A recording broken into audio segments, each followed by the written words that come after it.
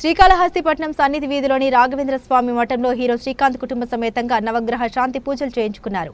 అనంతరం శ్రీకాళహస్తీశ్వరుని దర్శించుకున్నారు. కాగా శ్రీకాళహస్తీశ్వర ఆలయంలో పనిచేసే కొందరు అర్చకులు, పండితులు శ్రీకాంత్ కుటుంబ సభ్యులకు ప్రైవేట్ పూజలు నిర్వహించడం, ఆ ఫోటోలు, వీడియోలను సామాజిక మాధ్యమాల్లో వైరల్ చేసుకోవడం విమర్శలకు తావిచ్చింది.